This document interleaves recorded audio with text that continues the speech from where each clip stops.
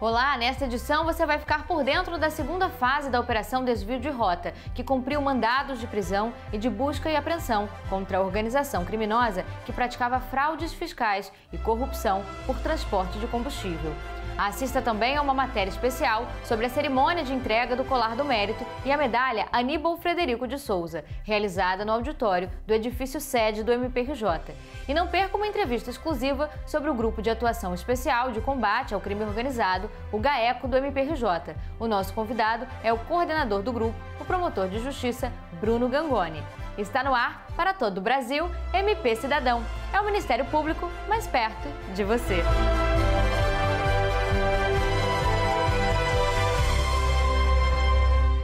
Em uma coletiva de imprensa na sede do MPRJ, os membros do GAECO e da CSI do Ministério Público do Rio de Janeiro, junto a representantes da Polícia Rodoviária Federal, detalharam a segunda fase da Operação Desvio de Rota. Confira no quadro Conheça a atuação do MPRJ.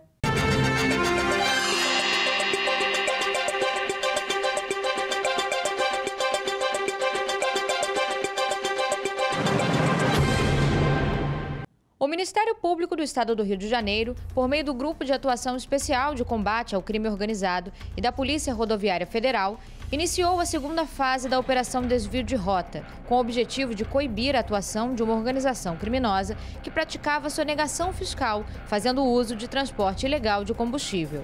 Em coletiva de imprensa na sede do Ministério Público Estadual, os promotores de justiça do GAECO do MPRJ e da Coordenadoria de Segurança e Inteligência, a CSI do MPRJ, junto a representantes da Polícia Rodoviária Federal, explicaram a importância da segunda etapa da operação, que prendeu 8 pessoas e apreendeu mais de R$100 mil em espécie.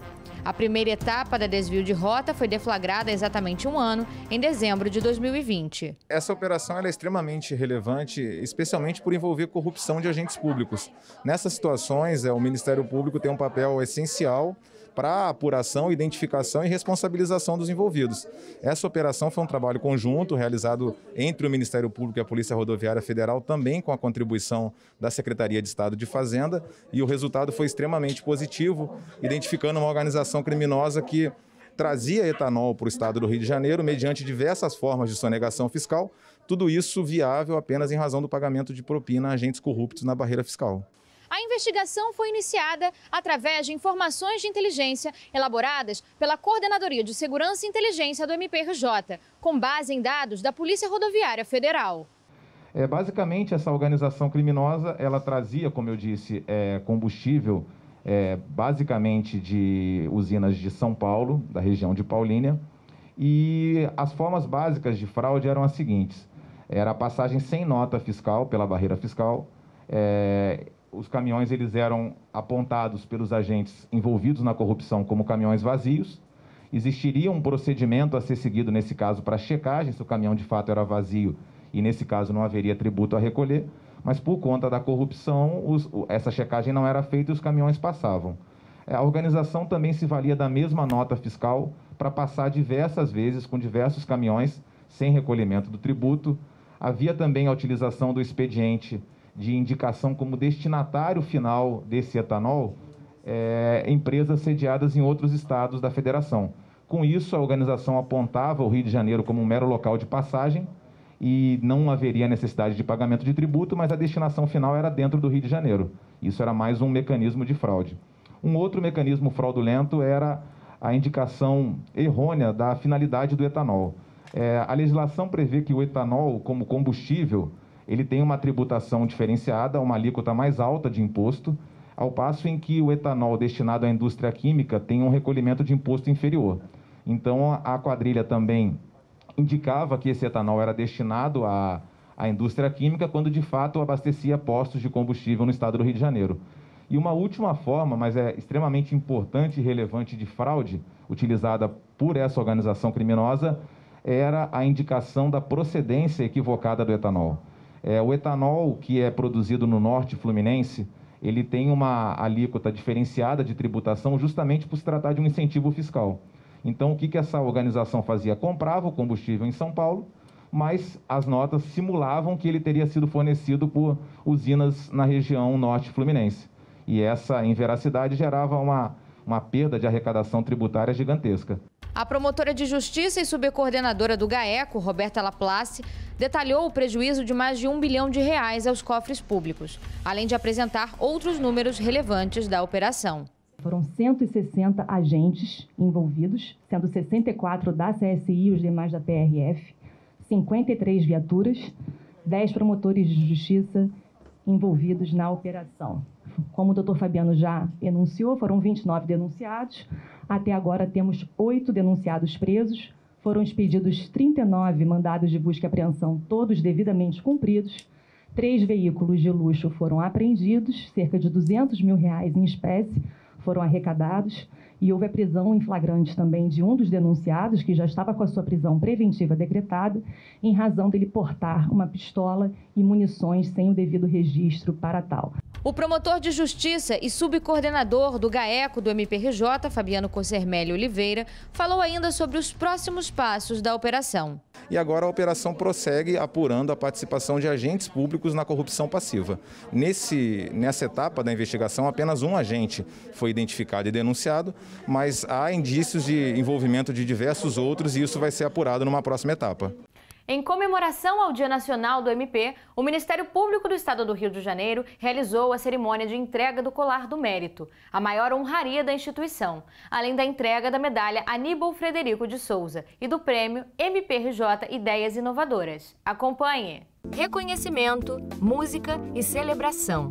Assim foi marcada a solenidade em comemoração ao Dia Nacional do Ministério Público, em 14 de dezembro, no auditório do edifício sede do MPRJ. O evento contou com a tradicional cerimônia de entrega do Colar do Mérito, da medalha Aníbal Frederico de Souza e da premiação Ideias Inovadoras. O Procurador-Geral de Justiça, Luciano Matos, abriu a cerimônia. Senhoras e senhores, hoje é um dia especial, o dia em que se comemora o Dia Nacional do Ministério Público, uma instituição centenária que tem uma história na nossa República e que, em 1988, fruto de muito trabalho das nossas lideranças antigas, fez com que nós tivéssemos um perfil inovador na Constituição de 88, fazendo com que a instituição tivesse ou alcançasse um patamar que muitos entendem como um quarto poder ou a defensora da sociedade. O evento é uma tradição anual do Ministério Público do Estado do Rio de Janeiro. A solenidade é uma forma de preservar a memória e o legado da instituição. Uma oportunidade de incentivar e de reconhecer os méritos de autoridades, além de membros e servidores do Ministério Público do Estado do Rio de Janeiro. No Estado Democrático de Direito, ter uma instituição como o Ministério Público e ela ser reconhecida, exercer um papel preponderante perante a nossa sociedade é, de fato, um motivo de muita comemoração. Além do Procurador-Geral de Justiça do Estado do Rio, compuseram a mesa a Corregedora-Geral do MPRJ, Luciana Safa, o Defensor Público-Geral do Estado do Rio, Rodrigo Batista Pacheco, o Corregedor Regional de Justiça Federal da 2ª Região, Teófilo Antônio Miguel Filho, o Procurador-Chefe da Procuradoria Regional do Trabalho da 1ª Região, João Batista Bertier Leite Soares, o presidente da Amperge, Cláudio Henrique da Cruz Viana e a presidente do Ceprojus, Maria do Carmo dos Santos Casanova. Na cerimônia de entrega do Colar do Mérito, 10 autoridades foram agraciadas com o colar de maior honraria da instituição. A Procuradora-Geral de Justiça do Estado do Amapá e presidente do CNPG, Ivana Lúcia Franco Sei, o Procurador-Geral do Estado do Rio de Janeiro, Bruno Teixeira do B, o Promotor de Justiça do Estado do Pará e presidente da CONAMP, Manuel Vitor Serene Murreta e Tavares, as Procuradoras de Justiça do MPRJ, Cláudia Maria Macedo Perligeiro dos Santos e Rosane da Cunha Gomes, e os Promotores de Justiça, Bruno Correa Gangoni, coordenador do GAECO, e Rodrigo César Medina da Cunha, coordenador do CAU Infância e Juventude em matéria não infracional.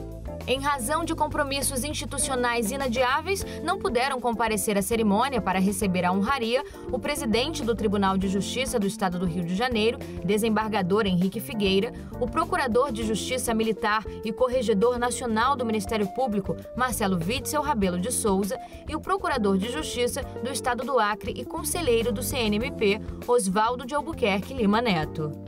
Já a medalha Aníbal Frederico de Souza foi concedida a 7 servidores do MPRJ, que contribuíram com o desenvolvimento do Parquê Fluminense. Prezando pela inclusão social, a cerimônia contou com tradução em Libras. O evento ocorreu de forma híbrida, com a participação remota e presencial de integrantes do órgão especial do Colégio de Procuradores de Justiça. Um dos destaques do evento foi a participação da Banda da Polícia Militar do Rio de Janeiro, que abriu a solenidade com o hino nacional.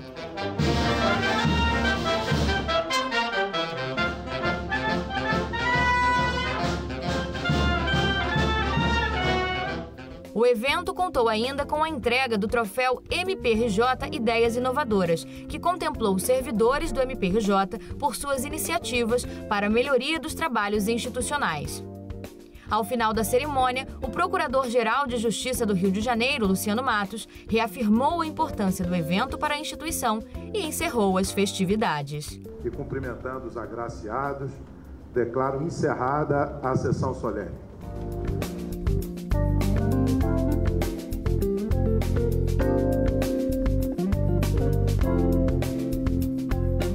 Agora nós vamos para um rápido intervalo. A seguir, confira uma entrevista sobre o GAECO do MPRJ, com o coordenador do grupo, promotor de justiça, Bruno Gangoni. O MP Cidadão volta já.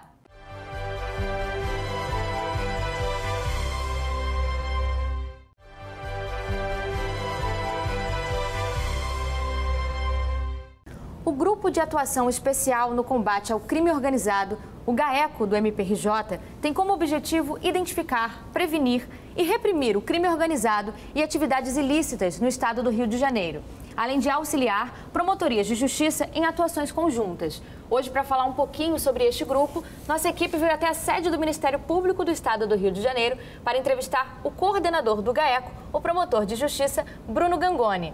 Olá, doutor Bruno. Seja muito bem-vindo ao MP Cidadão. Prazer recebê-lo aqui. Prazer é meu. Muito obrigado pela oportunidade de falar um pouquinho sobre o GAECO para vocês. Doutor, eu inicio essa entrevista pedindo para o senhor explicar o que é o GAECO, como que ele funciona? Bom, o GAECO é um grupo de atuação especializada que busca auxiliar os promotores de justiça de investigação penal do Ministério Público do Rio naquelas investigações complexas, né? Naquelas investigações onde a gente vislumbre a atuação da criminalidade organizada e que exija técnicas de investigação especiais. Doutor, e quais as principais mudanças que a resolução GPGJ número 2403 deste ano trouxe para o GAECO? Bom, a atual administração ela reformulou toda a atuação coletiva especializada do Ministério Público, criando forças-tarefas, grupos temáticos temporários, enfim. No que tange ao GAECO, essa resolução ela previu 2 núcleos, né? O núcleo de combate à criminalidade violenta e o núcleo de combate à corrupção, que cada um tem o seu subcoordenador, o doutor Fabiano Cossermelli, no núcleo de combate à corrupção, a doutora Roberta Laplace, no núcleo de combate à criminalidade violenta. No núcleo de combate à criminalidade violenta, o foco principal qual é? São aquelas organizações criminosas do tipo milícia, do tráfico de drogas, de crimes violentos, como o próprio nome está indicando. Já do combate à corrupção, são crimes contra a administração pública, fraude à licitação, peculato, crimes com essa vertente. Agora, a grande novidade dessa resolução, sem dúvida nenhuma, foi acrescer a atribuição criminal que o GAECO sempre teve, à atribuição civil. Hoje, está previsto na resolução que o GAECO possa ajuizar ações civis públicas. Então, a gente tem complementado a nossa atuação criminal, em alguns casos que a gente entende pertinentes, também com o ajuizamento de ações civis públicas. Como foi o caso, por exemplo, do prefeito de Itatiaia, que a gente fez uma primeira fase criminal, prendendo o secretário, o ex-secretário, e depois a gente viu a necessidade de ajuizar uma ação civil pública para obter o afastamento do prefeito interino que estava à frente lá da cidade. Agora, doutor, qual a importância da atuação colaborativa entre os GAECos para a repressão do crime organizado no estado do Rio de Janeiro? Existe o GENICOC, né, que é o Grupo Nacional de Combate ao Crime Organizado, que reúne os GAECos de todos os estados da federação, todo o Ministério Público e o Ministério Público Federal, já em alguns estados, tem o seu GAECO. Então, existe uma troca de informação muito, muito importante, muito relevante entre os GAECos, cartas de cooperação que circulam do Rio para São Paulo, São Paulo para Minas, Minas para o Rio, enfim, Pernambuco, Amazonas, Acre, a gente auxilia e é auxiliado pelos GAECos sempre que precisa de alguma diligência, de alguma informação em outro estado do Brasil. Doutor, são muitas as demandas sociais fluminenses com relação à temática da segurança pública. Grande parte delas ligadas ao crime organizado. Como que o GAECO avalia o desafio de reprimir o crime organizado no estado? O desafio é enorme, né? O Rio de Janeiro ele tem problema não só do crime organizado violento, como um crime organizado também que pratica crimes contra a administração pública. Então, a gente ofereceu ao longo da sua história diversas denúncias contra organizações criminosas, seja milícias, tráfico e também contra organizações criminosas que praticam crimes contra a administração, de corrupção, peculato, fraude à licitação, enfim. Doutor, e como funciona e qual a importância da força-tarefa do Grupo de Atuação Especial de Combate ao Crime Organizado para o caso Marielle Franco e Anderson Gomes, o GAECO-FTMA? Bom, a força-tarefa foi criada em razão das peculiaridades desse caso. É um caso de repercussão nacional e internacional, um caso muito difícil, uma das investigações mais importantes que já tivemos na história do Brasil. Então, dada as peculiaridades do caso, a administração superior e em conjunto com a coordenação do GAECO, entendeu a necessidade de se criar uma força-tarefa e hoje a gente tem 7 promotores designados para essa força-tarefa, a gente tem policiais atuando quase que exclusivamente no caso, Então existe uma concentração de esforços de todas as estruturas do Ministério Público, a CSI, através da DEDIT e da DEI, que é as 2 divisões principalmente, com dedicação para tentar solucionar o caso. Você de casa, nós vamos para um rápido intervalo. Não sai daí, o MP Cidadão volta já.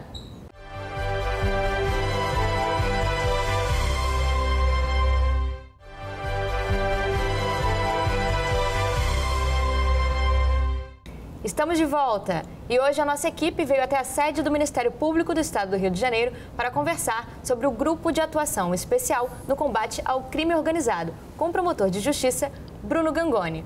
Doutor Bruno, nós estávamos falando da força-tarefa que atuou no caso Marielle Anderson, né? E temos também uma outra força-tarefa relacionada ao GAECO, que é a Força-Tarefa de Combate à Ocupação Irregular do Solo.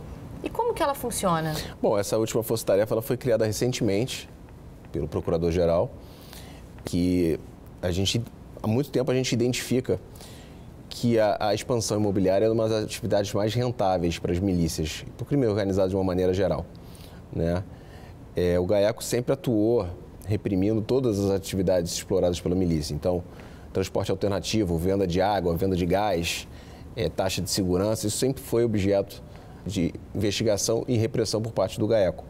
Só que a gente identificou a necessidade de fazer algo a mais, de ter um foco exclusivo nessa atividade, dada a expansão e principalmente a rentabilidade que essa atividade traz para o crime organizado. Então, objetivando cortar esse braço financeiro, dar um baque econômico no crime organizado, o Procurador-Geral criou essa força-tarefa dentro do GAECO e aí a gente tem feito trabalhos junto à Prefeitura, Secretaria Municipal de Meio Ambiente, Secretaria Municipal de Ordem Pública, para, dentro do poder de polícia que eles têm, a gente trabalhar em conjunto, criar uma rede para conseguir reprimir essa expansão que tem acontecido nos últimos anos aqui no Rio de Janeiro. Agora, doutor Bruno, como que são as fases de um processo de investigação? Como que é o dia a dia dos promotores e como que funciona a preparação para uma operação? Muita coisa eu não vou poder te falar, é sobre sigilo, Mas o GAECO atua sempre em auxílio ao promotor natural, Então, o GAECO ele não é promotor, ele não pode instaurar, sem o consentimento do promotor natural, uma investigação. Então, a gente atua recebendo formulários de solicitação de auxílio, ou a gente provoca o colega oferecendo o auxílio para determinada investigação, caso aquela notícia de fato chegue aqui para o GAECO. Então, a gente faz pede auxílio ou recebe a solicitação de auxílio do colega e aí instaura um procedimento investigatório criminal ou atua no inquérito de acordo com o caso concreto. No meio do nosso bate-papo, o senhor mencionou a CSI, né? Uhum. Eu queria saber, se tratando do processo investigativo, como que ocorre a integração, por exemplo, entre a Coordenadoria de Segurança e Inteligência, a CSI, e o Grupo de Apoio Técnico Especializado, que é o GAT? A CSI é a nossa parceira da primeira hora, né?